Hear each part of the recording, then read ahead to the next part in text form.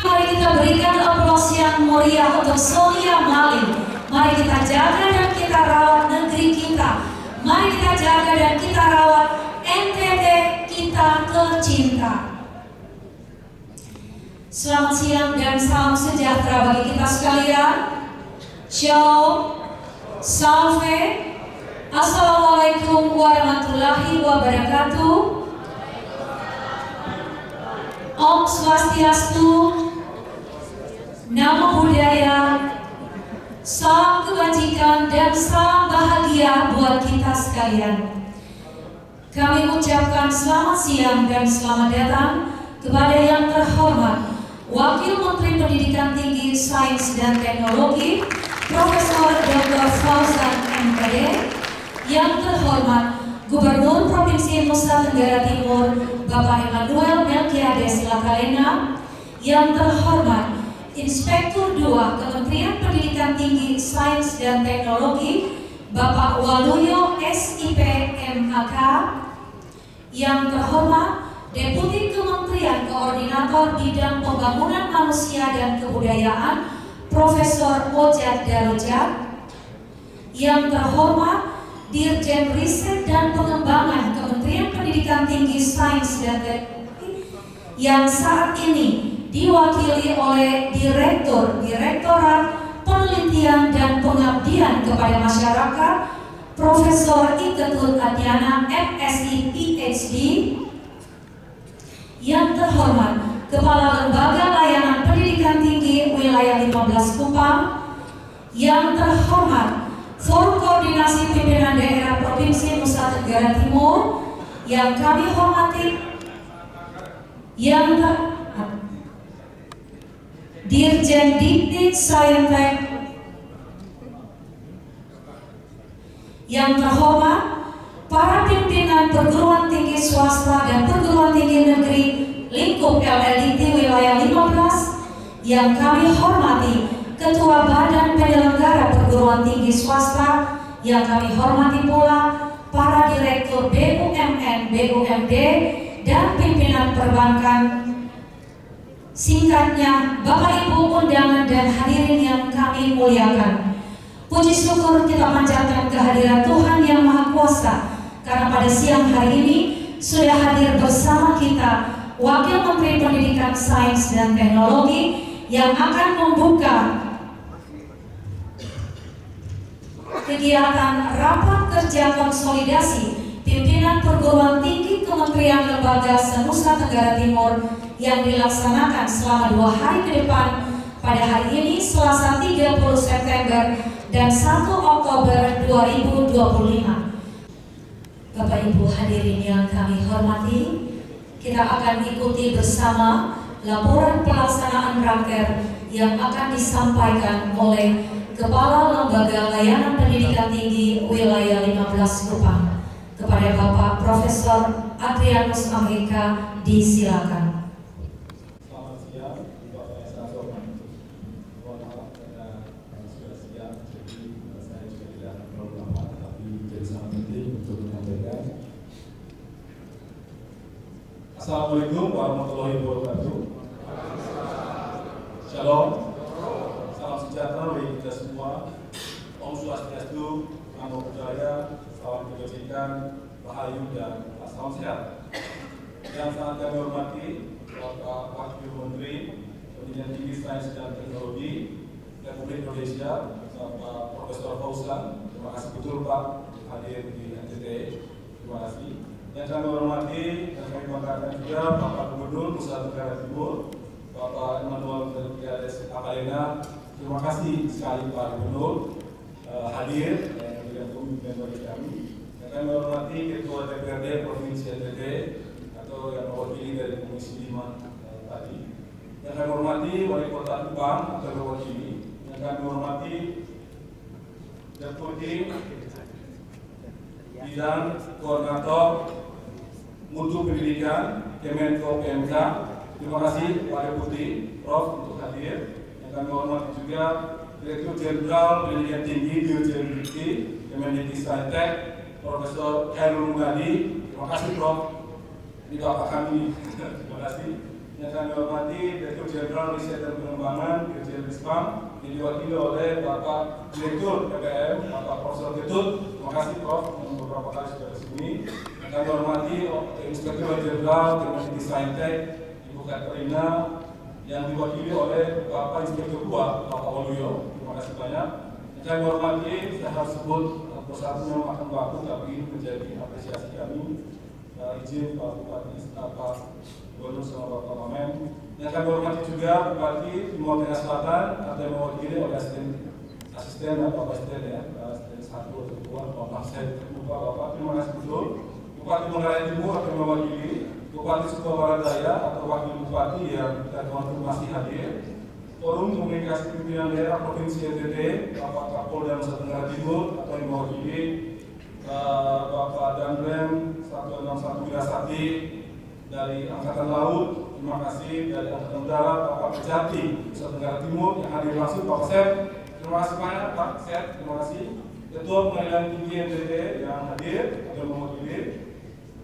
Para pimpinan perguruan tinggi, rektor, direktur, ketua Nusa Tenggara Timur, perguruan tinggi kementerian lembaga, para pimpinan instansi vertikal yang kami undang, ada dari Kepala Perwakilan Bank Indonesia, Kepala Ombudsman, Ketua Kadin Nusa Tenggara Timur atau mewakili dan unsur lainnya, Bapak Ibu Ketua Pembina Yayasan yang menyelenggarakan PTS, terima kasih hadir, Bapak Ibu para pimpinan OPD, para kadis, kepala biro dan relevan, Bapak Ibu tokoh agama, tokoh masyarakat, rohanian yang hadir, Bapak Ketua Senode Unit Gereja Masih Injil Timur, Bapak Pendeta Samuel Benyamin Padi, terima kasih hadir, Bapak Pater, Romo, Suster, Pastor dan lainnya yang begitu banyak yang hadir juga teman-teman dari berbagai agama yang mendukung. Ketua dan Wanita Persatuan LDT Wilayah 15 hadir, terima kasih. Para pimpinan BUMN yang berkesempatan hadir, terima kasih. Segenap panitia, Bapak Sekretariat Ketua, Bapak Umum kami yang tandingin untuk akselerasi kegiatan ini. Diwakili saya hormati Pak Wamen dan Pak Gubernur. Kita bersyukur pada Tuhan Yang Maha Esa, oleh karena begitu luar biasanya agenda kita, tapi kita bisa berkumpul di hari ini dalam rapat kerja pimpinan perguruan tinggi Nusa Tenggara Timur dengan tema sinergi membangun sumber daya manusia unggul yang bersatu berdaulat menuju Indonesia emas. Pak Wamen, Bapak Ibu yang saya hormati, izin saya menyampaikan beberapa hal.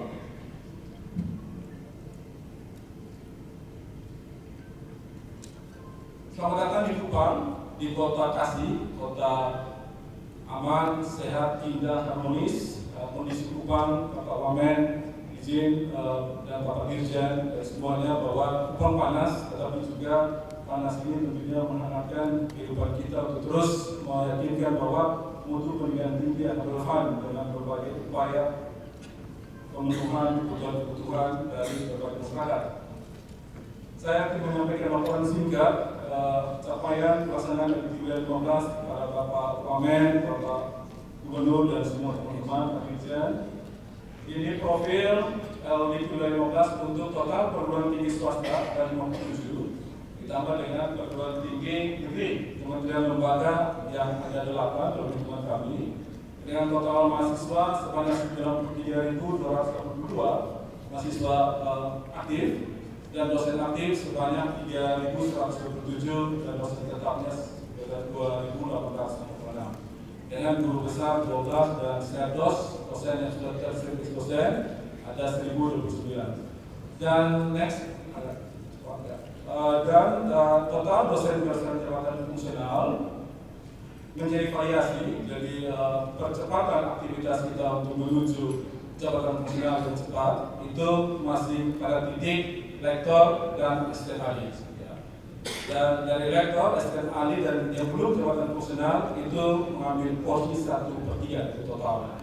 Dan guru besar sampai terlupa hanya sedikit. Nah, 2 untuk kuning dan yang warna 3 yang besar ini kuning, hijau dan merah ini yang terus kita mengakselerasi.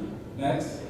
Namun demikian, ini juga upaya yang sangat luar biasa semenjak LDP 15 itu ada, Pak Wamen, Pak Gubernur yang ada di NTT setelah kita ekspansi dari LDP yang ada LDP 8 yang ada di Bali.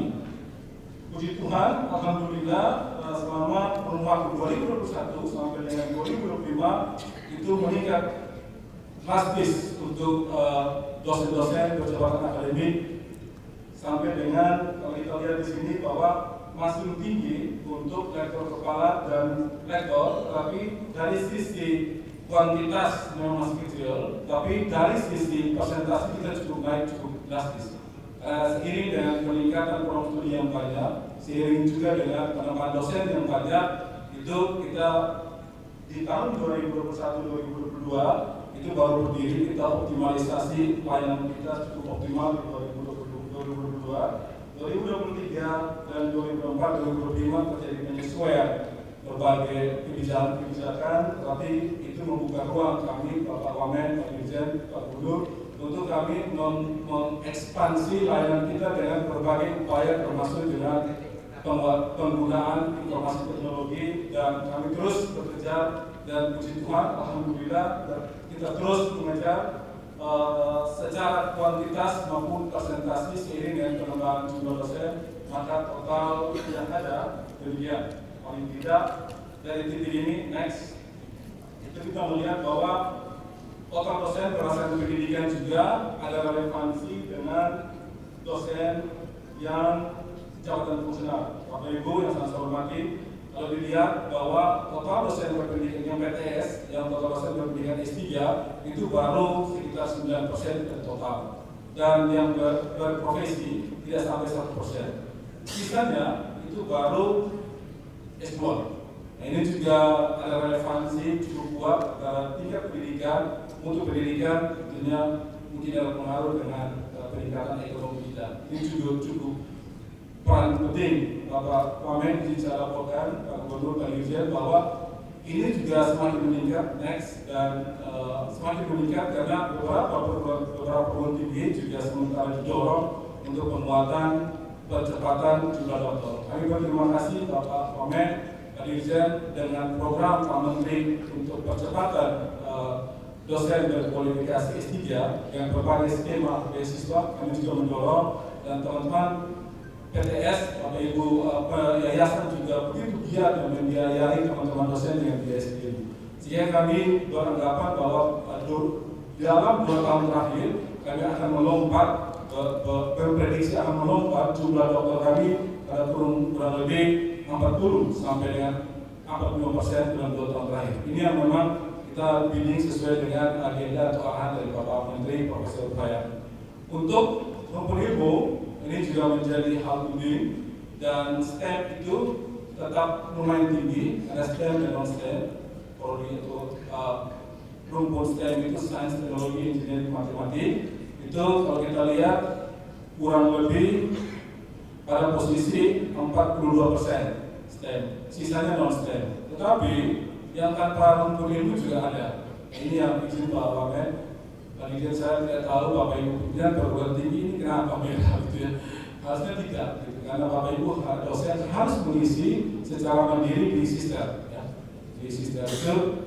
Tapi kalau saya asumsi bahwa STEM ini mempunyai ruang, STEM ini sains, teknologi, engineering, matematik, rumpun ilmu ini mempunyai ruang untuk percepatan penguatan peningkatan ekonomi dari sains dan teknologi.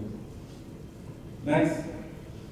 Juga hal ini juga ada relevansi dengan tren sertifikasi dosen berdasarkan tahun Pak Wamen, Pak Dirjen, juga Pak Gubernur. Kalau kita lihat di sini tren bahwa dari 2021 sampai 2025 luar biasa peningkatan dosen-dosen yang sudah berjabatan fungsional.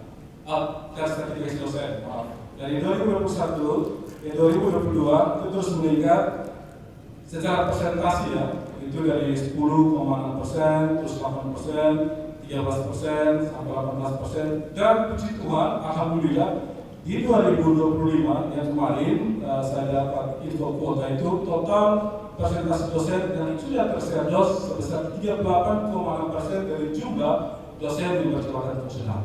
Dan kami berharap akselerasi ini bisa meningkat dalam 2 tahun terakhir, bisa minimal 50% dari jumlah dosen yang tergabung bisa kecepatan fungsional. Ini saya yakin bahwa nanti Pak Dirjen akan memberikan arahan khusus mengenai hal tersebut. Next, ingin saya laporkan juga mengenai data akreditasi perguruan tinggi dan akreditasi program studi di lingkup LD15 khusus PTS dengan jumlah 57 perguruan tinggi swasta. Itu dengan jumlah program studi kami, database kami di PDDikti, Data Pendidikan Tinggi, ada 325 program studi. Untuk akreditasi perguruan tinggi itu sudah mencapai dari total 57 perguruan tinggi, 96 atau sekitar 97% sudah terakreditasi. Tinggal 2 yang belum. Sebenarnya 2 ini kalau kita hitung Pak Wamen, Pak Dirjen sudah 100%. Karena 2 ini sebenarnya tidak melaksanakan tridharma dengan baik. Mungkin perlu kita encourage sehingga kami berterima kasih betul dengan berbagai aturan-aturan yang berrelaksasi terhadap percepatan akreditasi perguruan tinggi. Untuk program studi juga relevan sama. Itu 325 prodi, 97 sekitar 98% sudah terakreditasi. Walaupun Bapak, Pak Wamen, Pak Dirjen, Pak Gubernur, walaupun kita optimis untuk bisa melompat menuju unggul, tapi puji Tuhan itu alhamdulillah kita pada posisi rata-rata dengan peringkat baik dan baik sekali atau B dan C. Tapi kami tentunya dengan arahan Pak Dirjen akan betul-betul berupaya untuk melompat minimal ada program studi atau akreditasi perguruan tinggi yang unggul. Salah satu yang ada di Universitas Cendana yang Pak Rektor ada yang sudah unggul. Saya yakin bahwa Pak Menteri, terima kasih Pak Wamen, Pak Dirjen dengan adanya Permen 39, Permen Dikutristek 39 mengenai SPMI dan akreditasi, kami yakin bahwa ruang ini menjadi ruang kami untuk melompat minimal ada yang bisa menuju unggul dan yang baik, yang baik sekali dan seterusnya.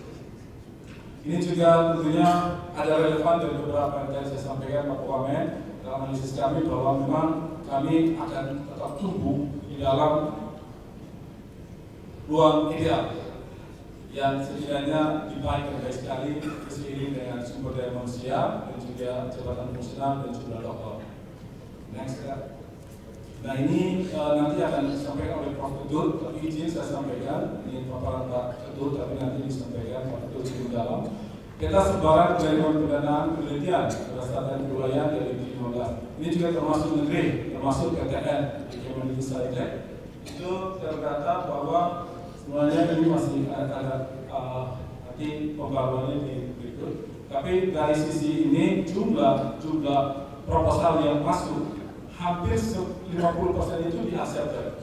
Berarti kualitas proposal ditambah dengan kualitas afirmasi, kualitas proposal dari dosen-dosen kita juga semakin hari semakin baik negeri maupun swasta.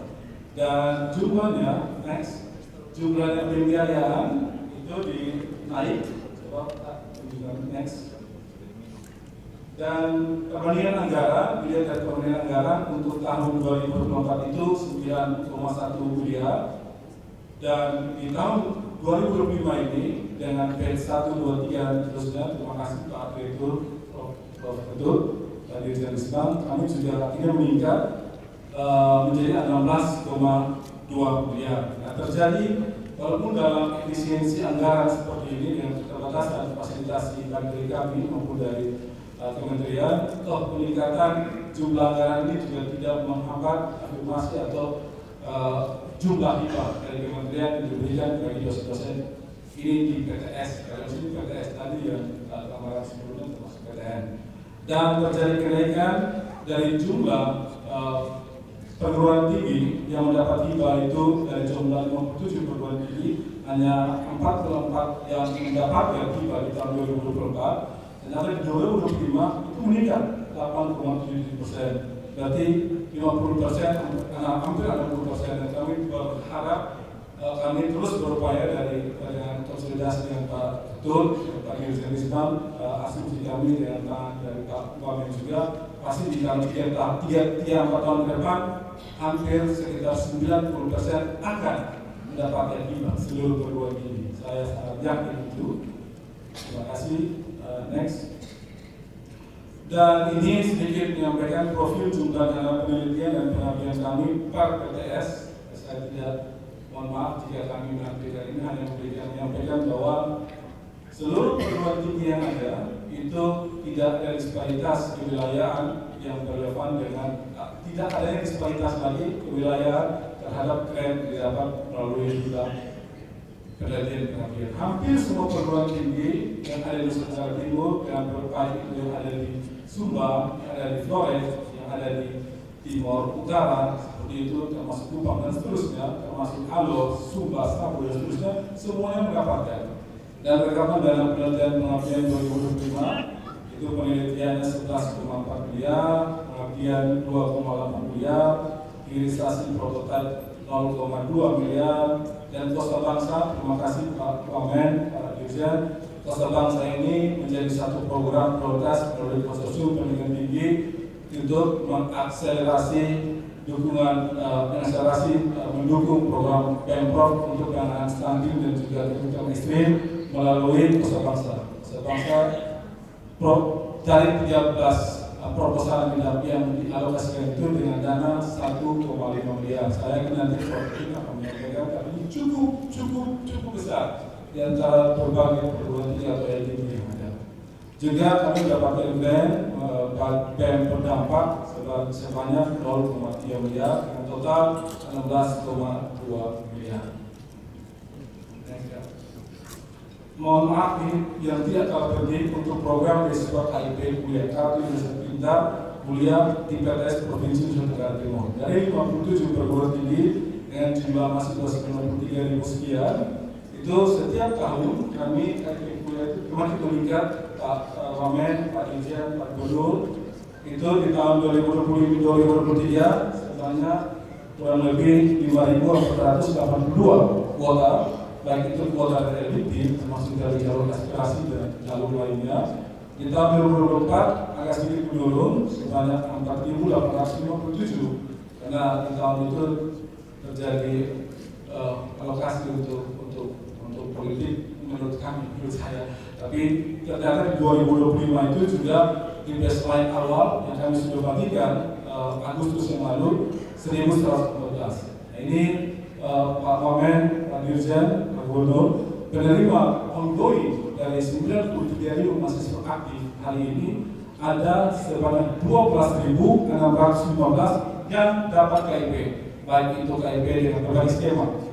Waktu itu kan ada skema hanya UKT, ada skema biaya hidup, dan kali ini sudah hanya satu skema, tapi ini semua. Waktu itu kami menghitung dalam kurun waktu sampai dengan hari ini.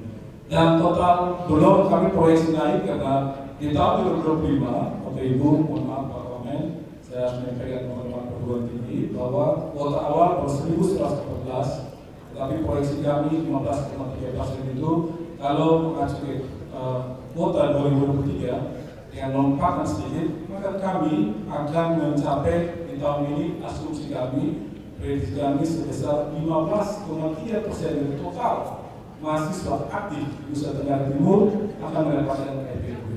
Tapi Pak Wamen, saya mau menyampaikan karena menurut kami itu, menurut saya bahwa kalau 50% dari total jumlah mahasiswa kami katakanlah tidak mampu itu dan bisa membutuhkan beasiswa, maka kami berharap bisa lompatan 15 ini kali buah. Jadi mungkin 30% dari total jumlah mahasiswa kami berharap bisa dalam 2 tahun ke depan mendapatkan beasiswa. Nah ini hampir habis, saya tidak sampaikan lagi. Ini alur capaian dan dampak dari KKN Termati dari Taskin Gerakan Tuntas Kemiskinan Ekstrim dan Stunting. Ini program KKN Termati dari Taskin ini pelaksanaannya 25 desa di 3 kabupaten dengan sasaran fokus adalah pemberdayaan masyarakat di Kabupaten Timur Tengah Selatan, Kabupaten Manggarai Timur, Kabupaten SPD, dengan 6 bidang kegiatan utama, baik itu berkaitan sama kemiskinan, iklim, kesehatan, ekonomi, produktif, UMKM, pertanian dan seterusnya, relevan dengan stunting dan kemiskinan ekstrim, Pak Wamen, Pak Gubernur.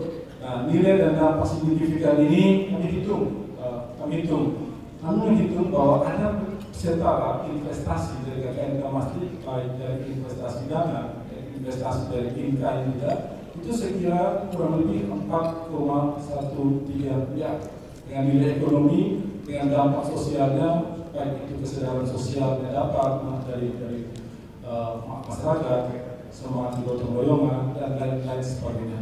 Namun tantangan juga berat. Kami turun, kita semua turun, saya turun ke beberapa desa dan saya lihat kondisi dan memang betul ada tantangan kita adalah dari sisi aksesibilitas, baik akses dari air bersih, transportasi dan kesadaran hidup juga masih ini. Tetapi saya yakin bahwa ini akan terus untuk orang lain. Tantangan ini tidak akan menjadi tantangan dalam 2-3 tahun ke depan asal perguruan tinggi bergerak untuk bisa mengatasi tantangan ini. Dan ini Pak Gubernur kami laporkan bahwa ini juga ada sinergi dengan program OVO, One Village One Program, One Product dari Provinsi NTT. Kami juga nanti akan bersampaikan ke Pak Wamen produk-produk hasil dari anak-anak KKN tematik. Dari sempat ada di video, produk-produk UMKM yang berlabel generasi ini juga tentunya akan membantu atau bisa menjadi bagian dari penting program OVO jika berkenan. Dan mahasiswa tentunya akan menjadi agen penting perubahan untuk pergerakan ekonomi lebih maju dan beberapa tahun lahir. Nilai next. Nah ini melalui aktivitas tadi KKN Tamati ini adalah pelaksanaan KPD Konsorsium Pendidikan Tinggi Kosta Bangsa. Itu pelaksanaan Kosta Bangsa saya sudah laporkan ke Pak Gubernur juga, sementara ongoing berjalan dengan dana tadi yang sudah saya sampaikan 1,9 miliar pada 3 kabupaten adalah kabupaten 3T yang menjadi sasaran sesuai dengan PJMN dan 13 proposal yang kami dapat dana dari Dirjen Risma. Nanti Bapak Dirjen Risma akan menyampaikan. Tapi ini menjadi satu andalan Bapak Ibu dari seluruh aktivitas KPD Kosta Bangsa menjadi kegiatan atau agenda prioritas kami dalam agenda beberapa tahun. Dan ini sedikit saja, mungkin 1 menit, evaluasi dampak akan dramatik dari kemiskinan ekstrim. Kami mahasiswa ada dari 24 perguruan tinggi yang terafiliasi di dalam, baik negeri swasta termasuk perguruan tinggi kementerian lembaga, ada Poltekkes, IAKN juga kalau tidak salah dan teman-teman lainnya. Itu melaksanakan kegiatan 42 mengenai kemiskinan ekstrim dan sekitar 61% dan 60% mengenai stunting. Dari total kegiatan dengan rekapitulasi kegiatan di desa 25 desa sasaran terpampang. Bapak Wamen, Pak Gubernur, rekapan bidang kegiatan KKN tematik dan 4 sektor yang kami ambil, pertanian, pendidikan, ekonomi, dan kesehatan. Memang kesehatan menjadi posisi yang penting. Saya tidak sebutkan lagi, tapi begitu banyak aktivitas yang terpampang yang mahasiswa laksanakan selama 60 hari. Next. Dan ini kendala, next saja. Dampak kegiatan lintasi kepada masyarakat dalam ekonomi, kesehatan, dan pendidikan yang sudah tersampaikan juga. Ini dokumentasi kegiatan bidang pertanian yang mereka laksanakan, ada berkaitan juga dengan kebun gizi dan lain sebagainya. Itu banyak aktivitas. Terus mereka juga membantu di posyandu, juga di puskesmas, mengadvokasi ibu-ibu dan bapak-bapak yang teridentifikasi stunting dan seterusnya. Ini produk-produk yang dihasilkan oleh mahasiswa. Kami tidak hadirkan 300 mahasiswa, tapi ini produk yang mereka bersama dengan orang-orang desa di sana. Ini yang kami akan dorong sebagai Pak Wamen untuk bisa permasalahan dengan berbagai varian permasalahan yang kami akan laksanakan. Ini aktivitas pendidikan.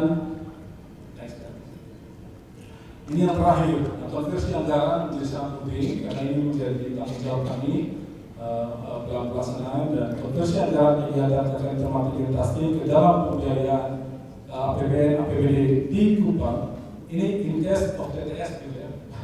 Di contohnya di TTS, mohon maaf kalau saya salah, itu teman-teman menghitung bahwa kegiatan stunting itu dengan 60 kali dengan total pembiayaan yang diinvestasi 40 juta, 40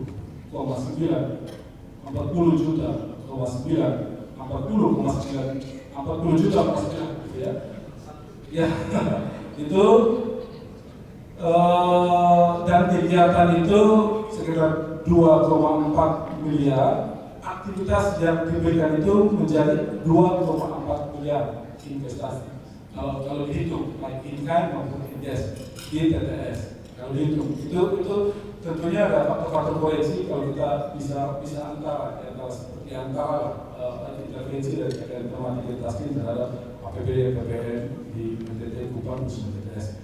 Untuk sektor kemiskinan ekstrim itu kami berkontribusi dengan 42 kegiatan itu sekitar 1,7 miliar. Dari total anggaran yang diinvestasi in kind maupun invest dari aktivitas mahasiswa, dengan dukungan dari Bapak Ibu pimpinan perguruan tinggi juga yang hadir, kami juga mengalokasikan sedikit dari pembiayaan, maka total anggaran berbuah dan hitungan kami itu sekitar 4,1 miliar kontribusi dalam 2 bulan. Total anggaran ini belum memperhitungkan transportasi pesawat, kami evaluasi dan sebagainya baik di Flores maupun di Sumba.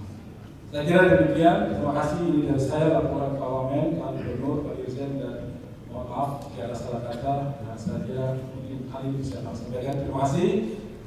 Salam. Assalamualaikum warahmatullahi wabarakatuh. Om Santi Santi Santi Om. Salam budaya, salam kebajikan. Terima kasih.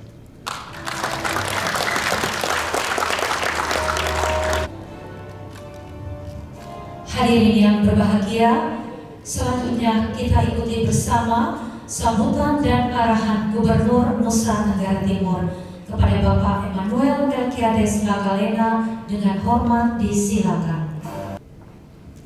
Yang terhormat Wakil Menteri Pendidikan Tinggi, Sains dan Teknologi, kita beri tepuk tangan bagi Profesor Dr. yang tadi Pak Ale bilang ini ada di Muhammadiyah ya. Saya ini dalam rangka mengingatkan Pak Wakil juga. Ya. Yang saya hormati Inspektur 2 Kementerian Tinggi Sains dan Teknologi, Pak Dirjen, dan Direktur dan semua jajaran yang menemani Pak Wamen dari Jakarta, Kementerian. Yang saya hormati Deputi Kementerian Pembangunan Manusia dan Kebudayaan. Yang saya hormati Forum Prasmita Daerah Provinsi NTT, hadir Pak Kajanti, mewakili Pak Kapolda, Pak Kapolda, Pak Dandano, dan teman-teman dari Badan Tinggi ya, dan juga tadi saya ada mewakili Ibu Ketua DPRD dari Anggota DPRD. Yang saya hormati para pimpinan perguruan tinggi negeri maupun swasta seprovinsi NTT hadir pada hari ini. Hasil dari kerja yang makan luar biasa. Tepuk tangan dulu buat semua. Dan yang tentu yang paling harus menjadi sorotan kita ini kerja Pak Kalen. Tepuk tangan buat Pak Kalen di 15 tahun. Akhirnya Kosta Bangsa sampai di titik ini yang kita bahas bersama di Jakarta, di Kementerian, terus bergerak maju dan sekarang sampai di titik ini. Saya lihat ini bergerak maju terus. Salah satu program dari pusat yang bergerak terus melangkah maju ini yang memang dari Kemenristek ini. Terutama di yang saya hormati juga para narasumber, para mitra yang ada di G15, dan terus menunjukkan para tokoh agama, singkatnya hadirin semua yang saya hormati dan banggakan. Salam. Sampai. Assalamualaikum warahmatullahi wabarakatuh. Om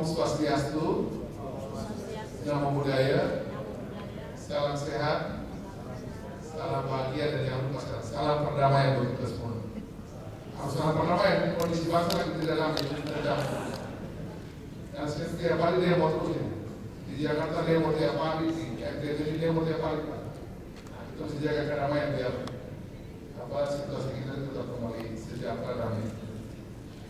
Pertama-tama selamat datang kepada Pak Wamen dan jajaran, Pak Deputi dan semua dari yang Jakarta yang mendampingi rombongan.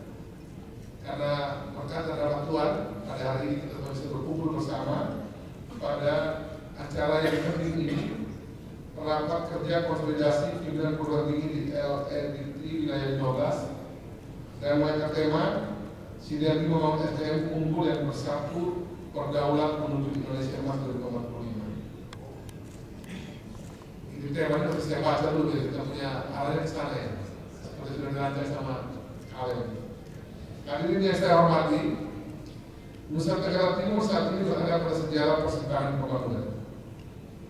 Di sisi yang pertama, provinsi ini menghadapi tantangan serius dalam bentuk tingginya angka prevalensi stunting, kemiskinan dan kemiskinan ekstrim, IPM yang masih rendah, dan berbagai persoalan sosial lainnya. Dan terakhirnya yang membuat kita miris adalah data menunjukkan NTT ini nomor 35 dan 38 kualitas pendidikan.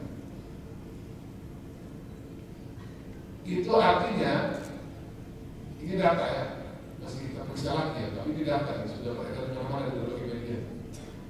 Itu artinya kita harus dapat provinsi. Kalau kita 35 itu berarti kira-kira 36, 37, 38 mungkin Papua mungkin ya. Saya percaya. Karena dia Papua tinggalnya ada di sekitar sana. Dan Papua sekarang ada provinsi. Jadi NTT yang dulu mengirim guru-guru kemana-mana ini ke Papua, ke Kalimantan, sekarang peringkat pendidikan kita sekarang ini akan turun. Di sisi lain, terdapat kesadaran yang mendalam bahwa investasi paling fundamental adalah investasi sumber daya manusia. Kita sudah di berbagai belahan dunia bahwa negara itu boleh dia tidak punya sumber daya alam, tapi kalau dia punya SDM yang handal, dia bisa kuasai semua negara yang punya SDM yang besar. Jadi sejarah umat manusia menunjukkan bahwa yang penting itu sumber daya manusia, bukan sumber daya alam. Yang penting itu SDM, dan NTT hari ini pada posisi yang mengkhawatirkan dari segi SDM di Nusa Tenggara Timur.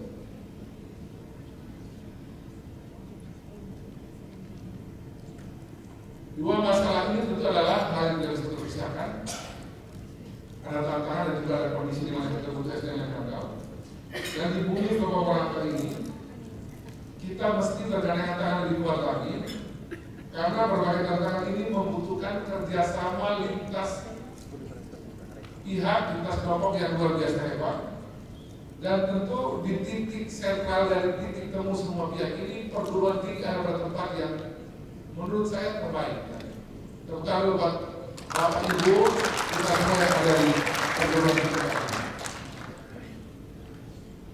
Tentu kami pemerintah daerah ini sebagai konduktor dari orkestrasi besar kolaborasi ini, baik itu Pemda tingkat provinsi sampai tingkat desa kelurahan dan bawah, termasuk teman-teman di pemerintah pusat.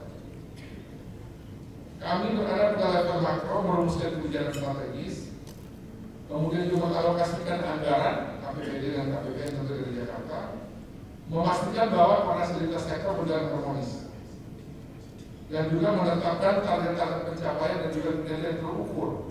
Ya, saya suka sekali yang berisi ini pakai kata berdampak. Yang juga sekarang kalau di bawah itu udara yang pakai kata udara berdampak. Nah, kalau semua kampus sekarang kampusnya warnanya berdampak. Ada yang masih hidup, ini saya punya senior, profesor, doktor, Yohanes Uspunan, sudah bikin dia kampus sama namanya sendiri lagi. Orang masih hidup. Ya saya kalau semua ini kalau bikin kampus sama namanya, bapak kan, itu masih sendiri kampus sendiri. Nah, tentu kami membutuhkan kerja bersama yang luar biasa dari kita semua untuk mengatasi tadi itu urusan berbagai masalah sosial yang ada di NTT ini, dan juga memastikan bahwa SDM di NTT bisa pada posisi yang baik untuk bisa menangani ini semua dengan luar biasa. Ada titik yang lain juga misalnya kita lihat di persoalan kami juga di NTT.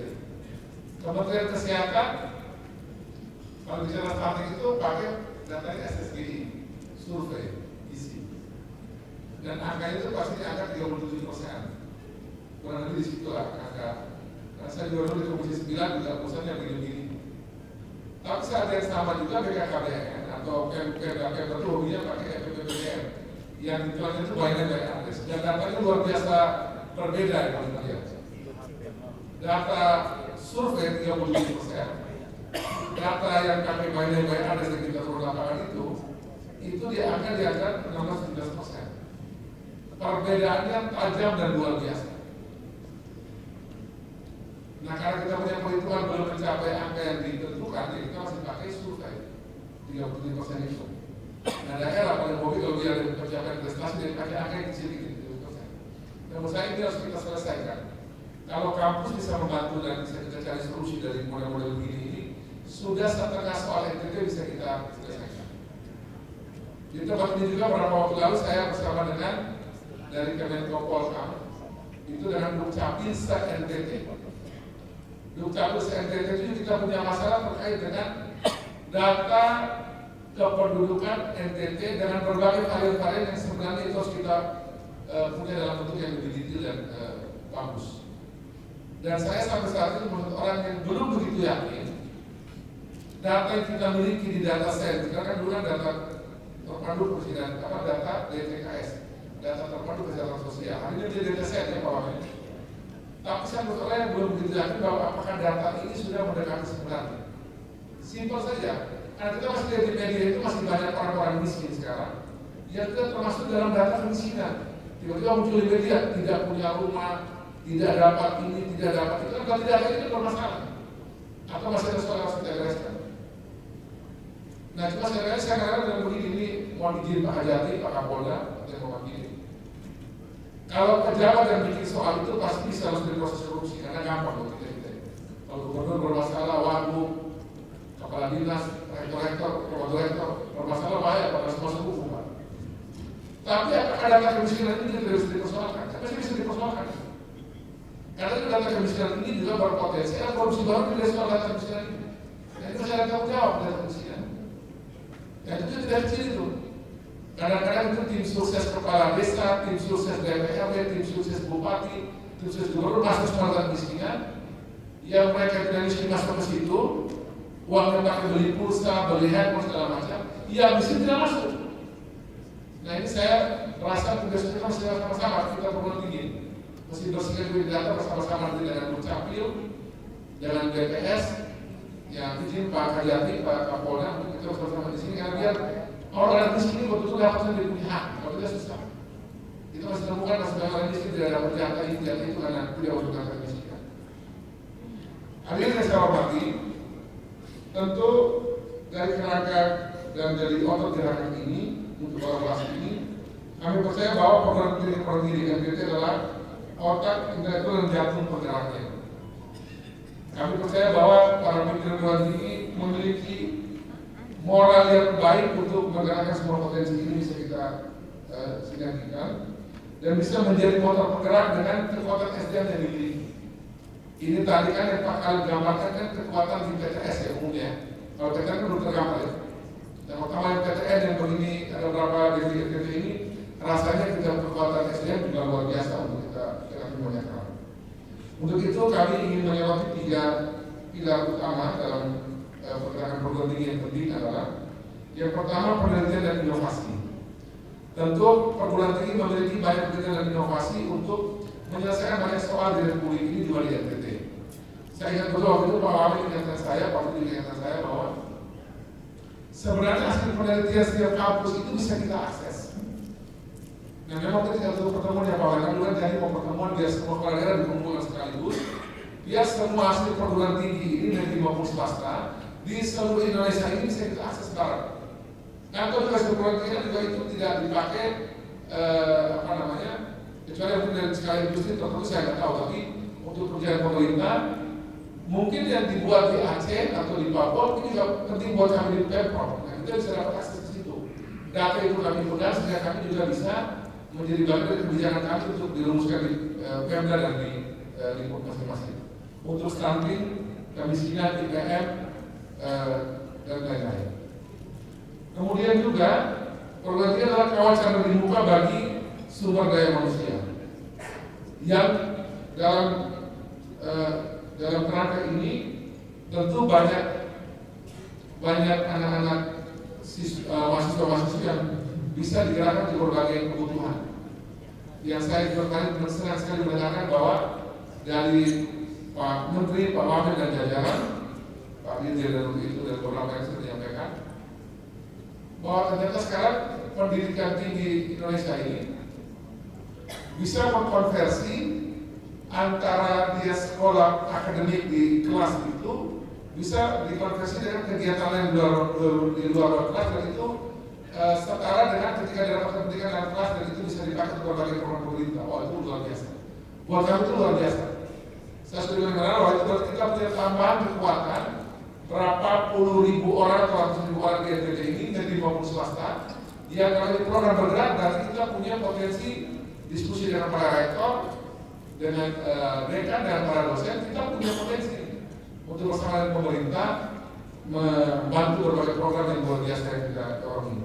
Sekali lagi, program pemerintah pusat ada banyak sekali yang termasuk NTT, juga provinsi juga 300 pemerintah desa yang bisa kita kerjakan bareng.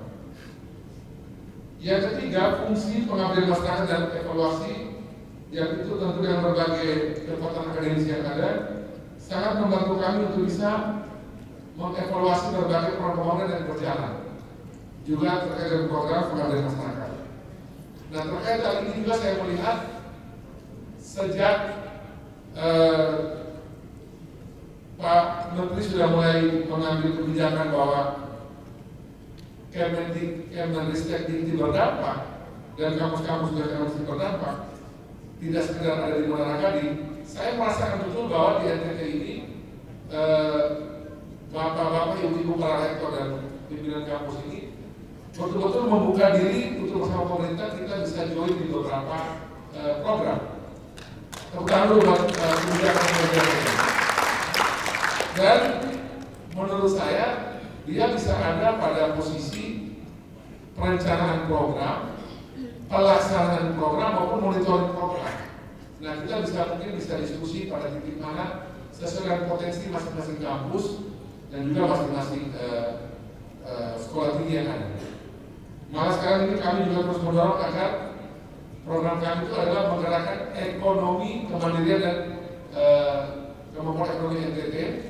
Kami bersyukur di bulan kedua kemarin, di bulan Maret, April, Juni itu kami ada di angka 5,44% pertumbuhan ekonomi, di atas nasional yang 5,12%. Ini luar biasa di negara timur, dan angka itu kami temukan bahwa itu produktivitas sektor pertanian membantu sekali. Hampir mendekati 30% sumbangsi sektor pertanian PDRB mendekati 30%, dan ada 60% populasi NTT ada di sektor pertanian. Nah, kalau dia produktivitas pertanian yang bertumbuh bagus, itu menyelamatkan juga kondisi NTT yang model begini. Dan sekali lagi, penyelamat dan kondisi krisis itu biasanya pada sektor-sektor yang dulu terlupakan. Saya sudah kritik juga, pendidikan kami juga termasuk dengan kita bisa berkoalisi. Sektor ini kadang-kadang dia bertumbuh itu kayak autopilot. Nah, sekarang Presiden Prabowo Subianto genjot betul sektor pertanian. Saya kemarin bisa bergabung Pak Janti, karena Pak Janti juga sekarang juga masuk juga di pangan ya Pak.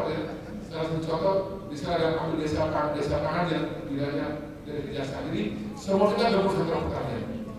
Nah, NTT sendiri Pak Wamen izinkan melaporkan.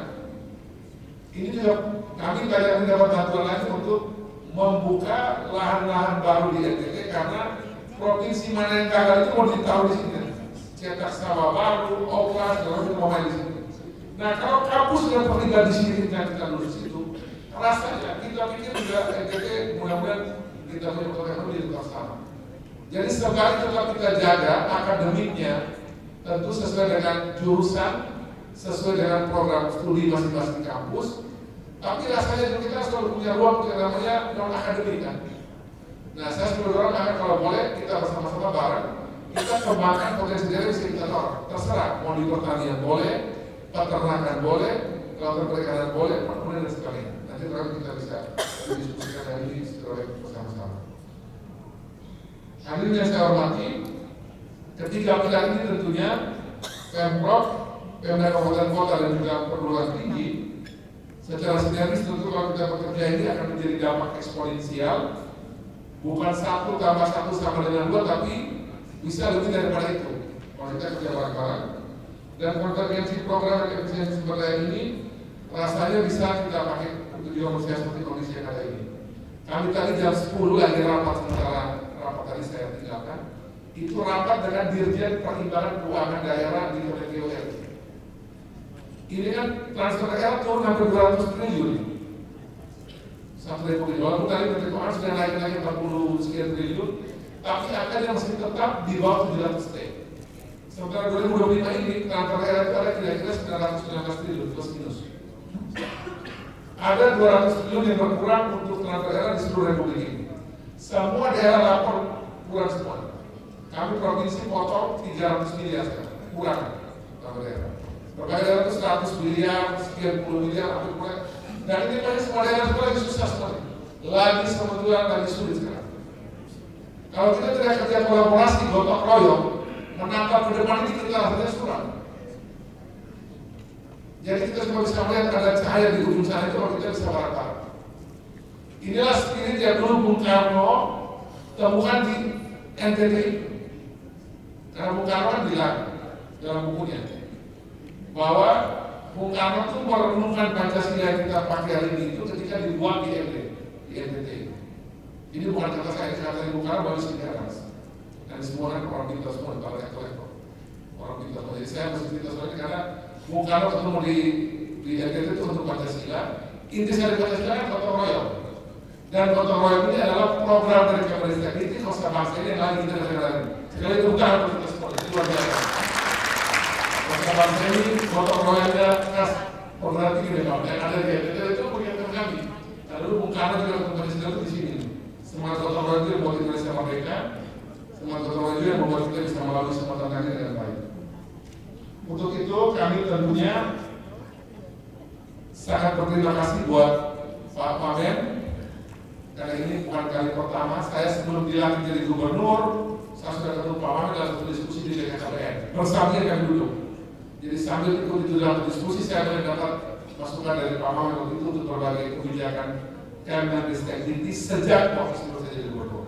Dan sampai hari ini konsisten saya lihat Pak Wamen dan jajaran ini tetap konsisten untuk membantu daerah dengan program seperti Kosta Bangsa ini. Terima kasih banyak. Terima kasih. Dan juga tentu bagi seluruh pihak, Pak Dirjen, Pak Kalem, Pak Dirjen, Pak Deputi, terima kasih dan semua kepala perguruan tinggi, para rektor dan kepala sekolah tinggi dan kampus-kampus yang ada pada hari ini yang sudah membantu provinsi, kabupaten kota NTT juga sampai tingkat desa dan berbagai program. Kemarin terakhir saya lihat ada KKN tematik, terima kasih juga sudah dilakukan. Saya banyak dapat laporan baik dari daerah, dari kawan-kawan ketua. Dan tentu saya berharap pada langkah ini kita bisa masukkan langkah-langkah strategi operasional yang lebih baik lagi ke depan, sehingga kolaborasi antara pemerintah provinsi, pemerintah kabupaten kota, perguruan tinggi, dan khususnya dari pemerintah pusat diwakili oleh Kemenristek ini bisa kita optimalkan dengan baik. Sekali lagi terima kasih buat semuanya dan kami juga dari pemerintah provinsi juga tentu selalu membuka diri apabila ada berbagai masukan, kritik usul saran untuk berbagai hal terkait dengan apa saja yang bisa dan untuk kita terus lakukan dalam berbagai hal. Kami tentu menunggu masukan dari Bapak Ibu pimpinan perguruan tinggi NTT baik secara masing-masing ataupun bersama-sama dengan Pak Kalem yang juga terus kami komunikasi dengan baik. Ini saya bisa sampaikan. Terima kasih sekali lagi buat semua yang sudah hadir dan kita terus membangun sinergi ke depan untuk membangun NTT dengan baik ke depan, membangun perguruan tinggi kita dengan baik ke depan. Bersama-sama kita teriak ini, ayo bangun Indonesia, ayo bangun NTT. 1, 2, 3. Ayo bangun Indonesia, ayo bangun NTT. Sekali lagi, ayo bangun Indonesia, ayo bangun NTT. Akhir, Ayo bangun Indonesia, ayo bangun NTT. Salam, wassalamualaikum warahmatullahi wabarakatuh. Om Santi Om. Nama budaya. Salam sehat bagi kita semua dan salam perdamaian bagi kita semua. Kita saksikan bersama penandatanganan nota kesepakatan antara Kementerian Pendidikan Tinggi, Sains dan Teknologi dengan pemerintah Provinsi Nusa Tenggara Timur. Kami mengundang dengan hormat Wakil Menteri Pendidikan Tinggi, Sains dan Teknologi, Gubernur Nusa Tenggara Timur, turut mendampingi Kepala Lembaga Layanan Pendidikan Tinggi Wilayah 15, Bapak Dirjen Dikti Saintek.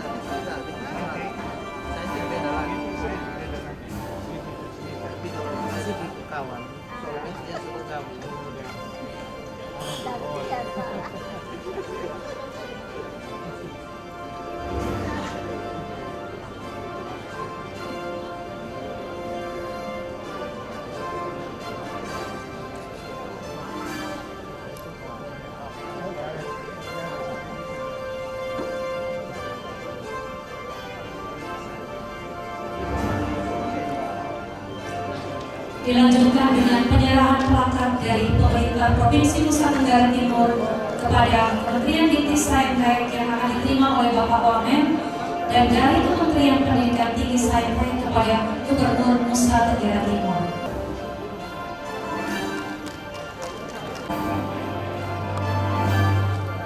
Bapak Ibu hadirin yang saya muliakan, kita baru saja menyaksikan penandatanganan kesepakatan bersama. Ini gaya baru, kita kerja dulu baru sepakat. Sebenarnya sepakatnya udah lama kan, udah lama sepakat. Secara verbal ada komitmen. Kita takut kalau sepakatan secara formalitas kita tanda tangan itu tapi nggak muncul. Saya membayangkan pasti janji-janji itu akan ditabir oleh Pak Gubernur. Masa cuma tanda tangan aja? Tapi kita wujudkan dulu beberapa program meskipun itu sifatnya masih awal, dan kemudian dikeluarkan dengan komitmen secara bersama-sama antara Kementerian Pendidikan Tinggi Saintek dan pemerintah 31 NTT ini. Pak Gubernur, ini memang menarik. Program ini sebenarnya tidak hanya dikhususkan NTT, tetapi juga berlaku di Indonesia. Kami menyadari membangun konsorsium perguruan tinggi saja itu tidak mudah. Tetapi juga kalau kita ini terus bergerak, itu akhirnya juga mudah. Jadi kuncinya itu sebenarnya bergerak. Kalau kita ingin maju, itu mesti harus membangun gerakan. Ciri gerakan itu harus bergerak. Kalau ada gerakan atau tidak bergerak berarti bukan gerakan. Maka sebenarnya Kemendikti Saintek berdampak ini adalah kata aktif, kalimat aktif, ya, yang itu harus diisi oleh gerakan-gerakan.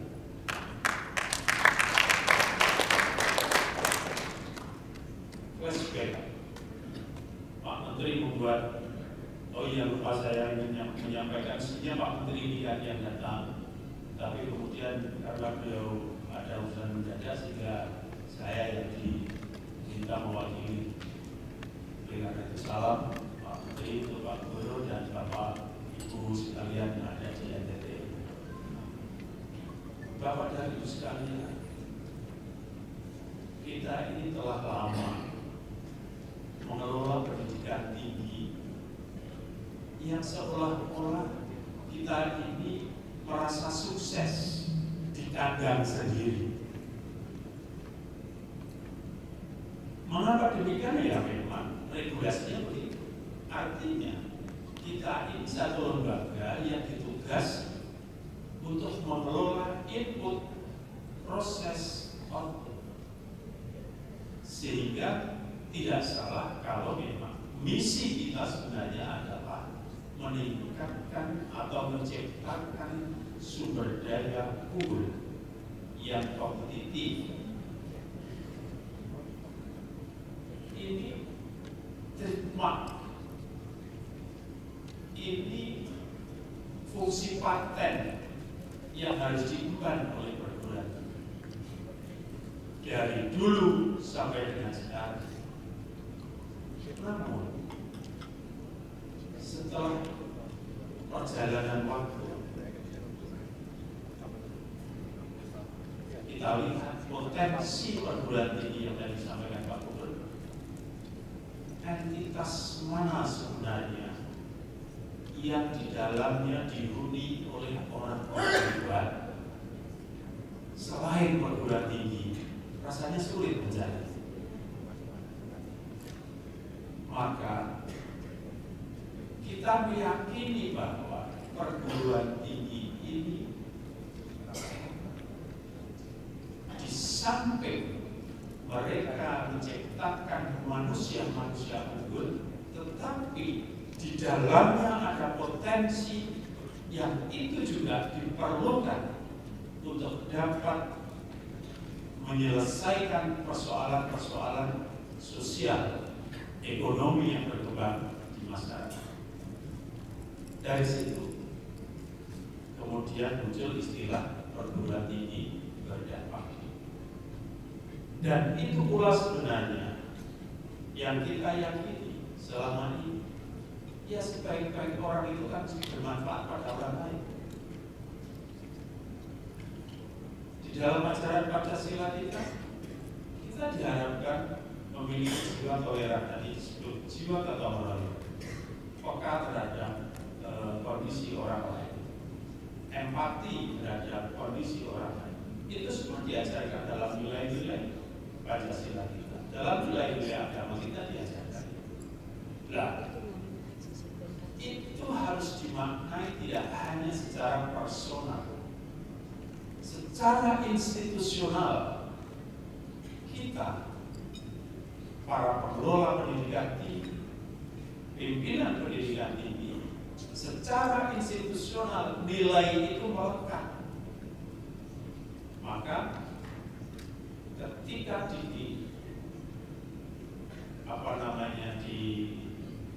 diumumkan, diinformasikan tentang tagline pendidikan tinggi berdampak ini, tentu kita bukan sesuatu yang baru bagi kita.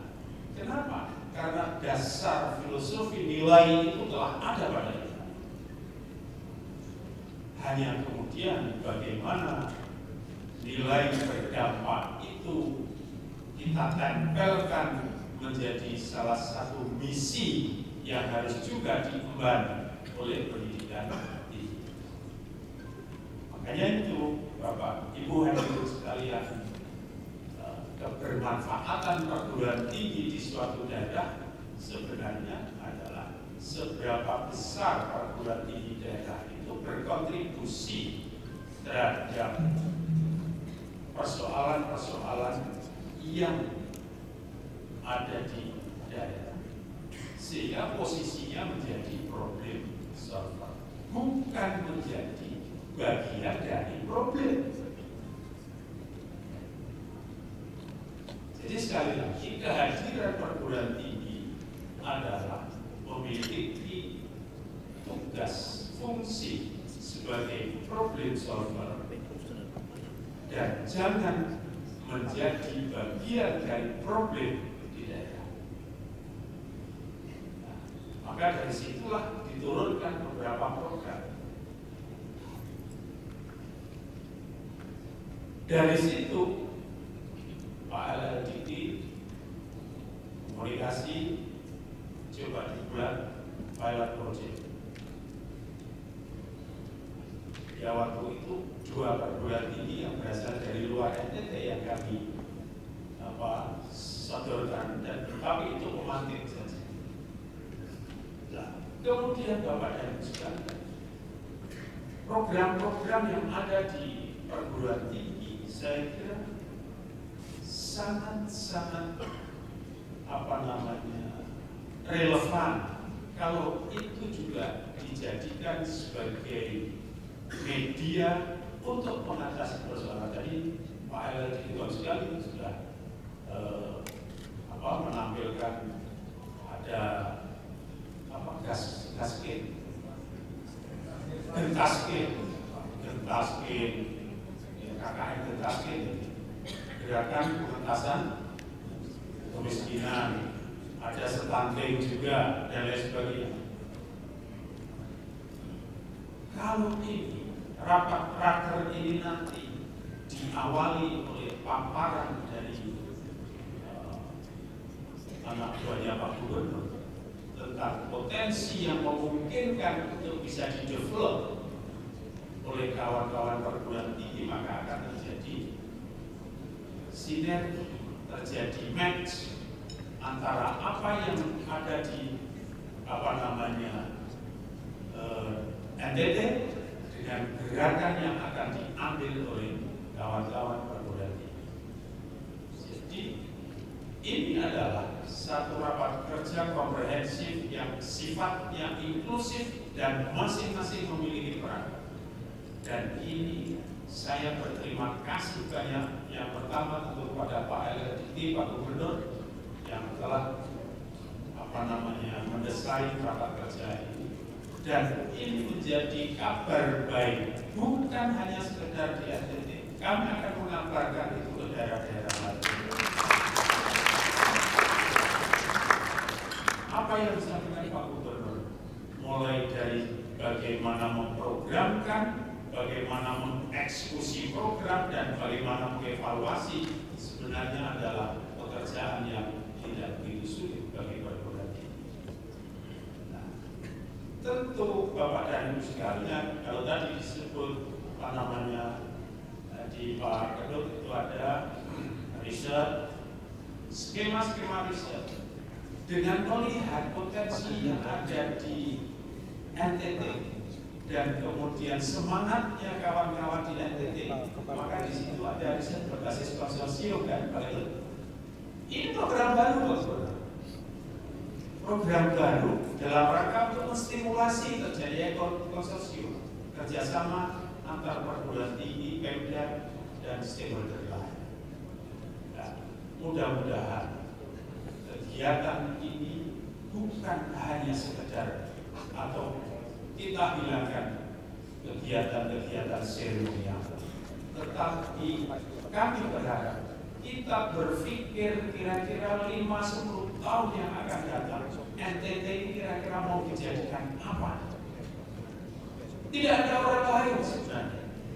Ya kita yang berpikir NTT. Kenapa? Bapak Ibu adalah tokoh-tokoh yang ada di daerah ini.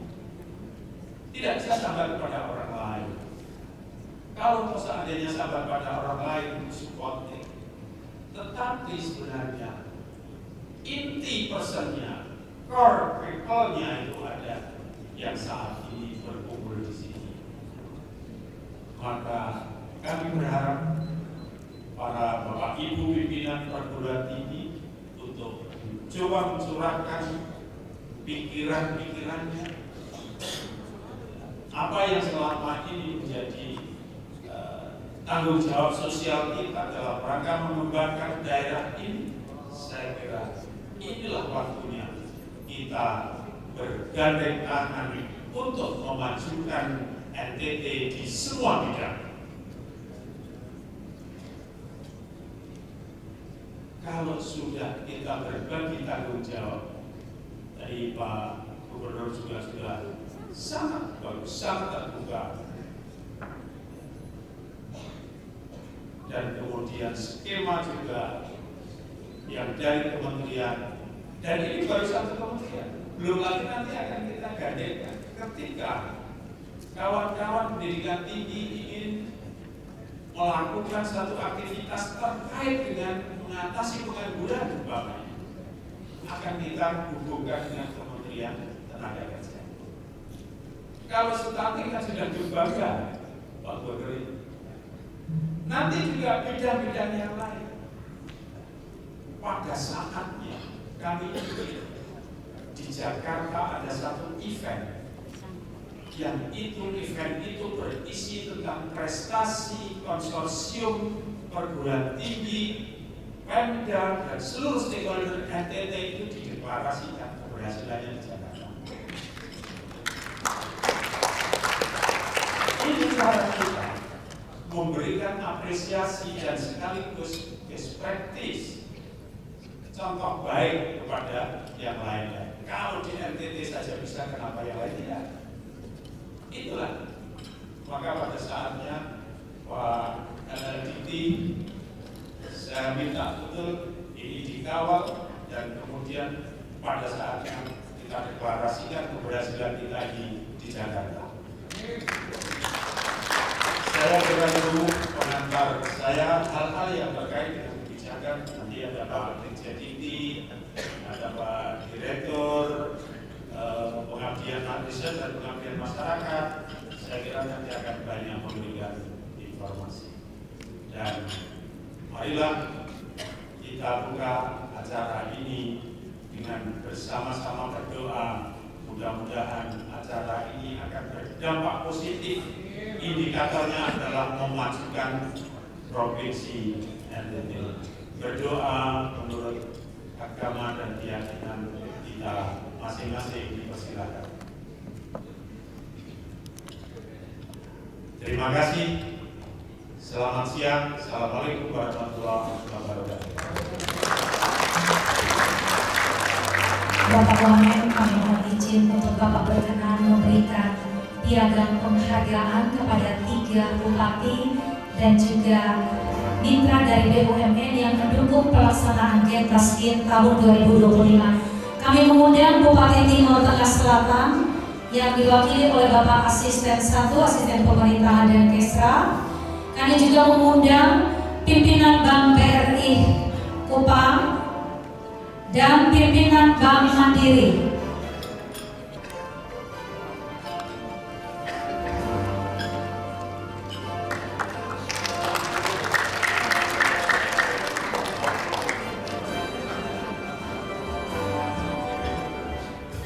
Ya. Dan dari Bank Rakyat Indonesia yang mendukung pelaksanaan. Bapak Asisten mohon izin nanti foto bersama dulu. Ya. Terima kasih, dilanjutkan dengan foto bersama. Kemendikbud Saintek berdampak. Kosa